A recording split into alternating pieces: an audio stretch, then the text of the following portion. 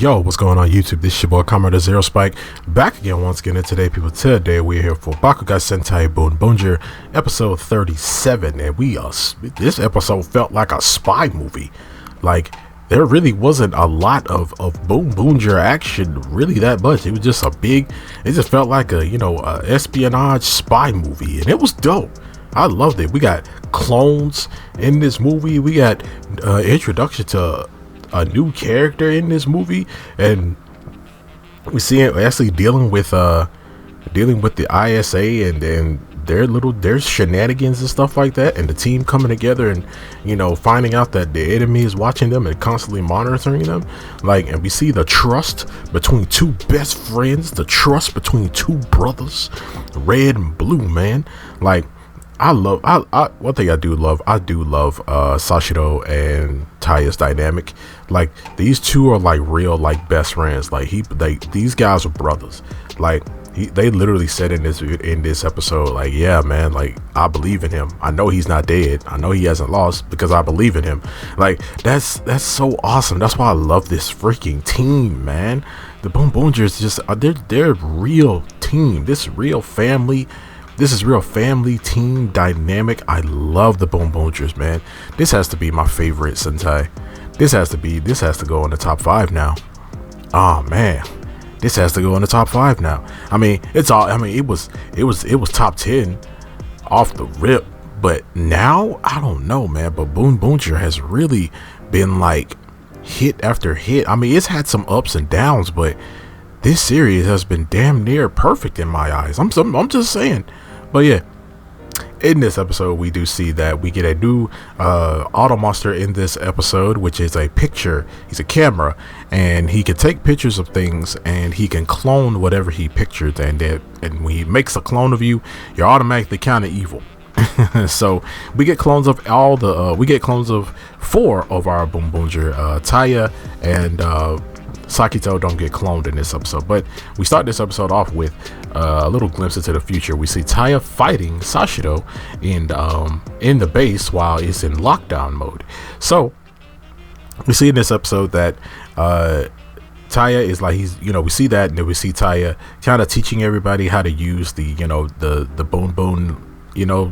Some of the stuff in the base, he's teaching Joe how to use the robotic arms and stuff to do maintenance on Boon Boon cars, stuff like that. We see that Boondadio's out buying groceries, and Sakito and Bundi as they go off to help him with the groceries and stuff.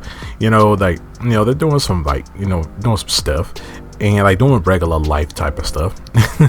I don't know about the whole fixing robots in your day-to-day, but hey, if you out there, hey, better than me. But so yeah, we see that Sashiro seems like he's been followed by someone, and we see that this woman, this mysterious figure, this woman ends up creating this. She uses an ignition key, and she creates this camera monster and sends it off basically as a decoy. And we see that our main 3, when they see this auto monster, they're like, "Wait a minute, where'd you come from? Who are you? Who made you? What's happening here?" But yeah, so they're not really in this episode at all. They don't really do anything in this episode except meet the monster, and they actually do get infected by his power too. He doesn't turn them into clones, but he also takes pictures of a bunch of other people, and he doesn't make clones of them, but he actually prints pictures of them, and when they look at the picture looks freaking stupid. It's massively filtered, and it's just all kind of, it just looks weird and distorted, and people are like, "Hey, this picture looks terrible to me," and that's how he's able to suck gasoline out of people and send it off to Wild Spender. So we did see that we did get a conversation between Sashiro and Taya, who's basically how Sashiro has been spying on the ISA for a while now, and he talks about how the director of the ISA, he wants to use information from the Boonboomger and also use the tech from the basically the technology company that Taya's mentor runs. He's using that to basically create different ways to help the Earth, in quotation, in air quotes, help the Earth, and also it seems like he's gonna try. Sashiro deduces that he's gonna try and negotiate with the Wild Spender, and yeah, we also see Taya talking with his mentor, and I feel like, well, Taya does like bring it up. There's like, yeah, I know you're like working with like the ISA dude, like the head director of the ISA, and he says, hey, I told him that he could use my technology any way he see fit, as long as it help the Earth, keep safe, stuff. And he's kind of like, I feel like he's manipulating Taya to a degree in this scene, because he brings up he brings up a thing that happened to Taya when he was a kid, and he knows it's kind of like tragic for him. Like, he kind of goes at like Taya's weaknesses, which is a time that he felt really like a failure, and it was a time where Taya was a kid, and it seems like Taya as a kid, he heard someone screaming, and when he heard them screaming, he went to go help them, and it seems like it feels like someone died. I don't know, the aura that, like, the atmosphere and the aura that scene was giving up, it seemed like someone had died, and Taya saw it and couldn't do anything about it. So maybe Taya had a sibling that died when they were kids, and he feels really bad that he couldn't do anything about it. So he decides. So they actually bring his teacher back, and he talks to his teacher, and she basically says that it's not your fault. It's up to us adults to handle, those types of things. And he was like, he's like, well, I'm gonna grow up fast. Like, I'm gonna make myself grow up real fast.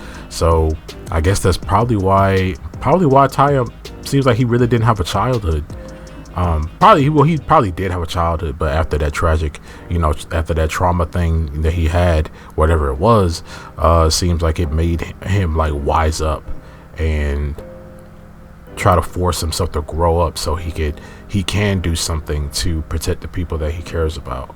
And but yeah, I kind of do want to know what that was. I kind of want to know, like, did Taya have a sibling, and did something happen to that sibling to where they died, and Taya just feels bad that he couldn't do anything about it? That's what I'm getting from it. Well, maybe they didn't die, or maybe they just got hurt or something like that. Cause maybe Taya has lost a lot of people in his life growing up. Maybe that's his thing. Maybe that's why Taya is so like calm, cool, and kind of collected, and like very skilled in a lot of things, because maybe as he grew up, he kind of made himself go through like all these different things so he could be super skilled at a lot of things, and so he could be ready for any type of situation. That's what he feels. That's what it feels like. That's what I'm deducing. Maybe that's my theory on what Taya's backstory is, because we've only gotten bits and pieces of Taya's backstory.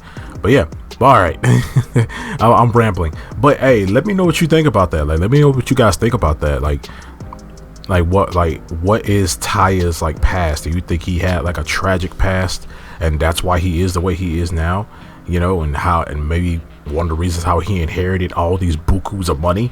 But yeah, so we see that man, where was I? Oh yeah. We see the camera monsters out here, it's making pictures and taking gasoline from people and things like that. And we do see that before this, we did see that Sashiro is he's doing his regular, he's walking in the city and stuff like that, and a woman is following him, and most likely it's the same. It's the same woman who made the camera monster. So he notices this, and freaking Sashiro instant transmissions instantly to where that woman is, and he talks to her. She's like, "Oh, so you're alive?" It turns out this is a woman that this is a woman like an agent that he used to do missions with, and her name was Steer. And Steer seems like she's really, really up to something. So he's talking to her. He's asking her like, "What are you up to?" Like, he said, "I didn't know you were alive," stuff like that. And then she's like, "Oh, well, we used to be friends and stuff, but then you want to go off and be a hero and stuff like that."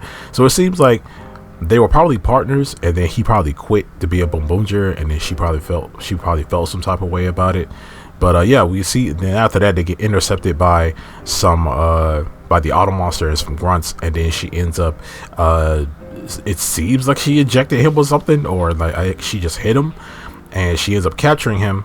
when she captures him, he wakes up tied up, hemmed up in this this abandoned kind of like warehouse place, and she ends up calling the camera monster, because basically the camera monster works for her, and he takes a picture of Sashiro and makes a clone of Sashiro, and ends up taking his bone changer and some of his other stuff, and the clone goes back to the base to see what everybody else is up to.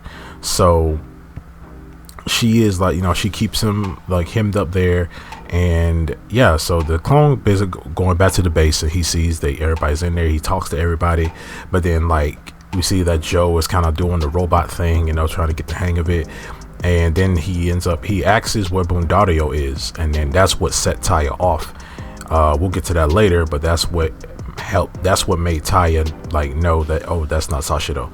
So everybody kind of goes off to fight the auto monster, because he shows he shows that then they get the thing where the auto monster is attacking people, and we see that everybody leaves, and before they leave, Sashiro basically says that, hey, what about Boondario here, what if we need backup? And then he tells Sashiro like, hey, well, can you handle this? And he's like, all right, leave it to me. So the fake Sashiro is basically like trying to hack into the Boonboomger systems and stuff like that, or trying to erase all their information or mess up their whole systems and stuff so they can't like do anything.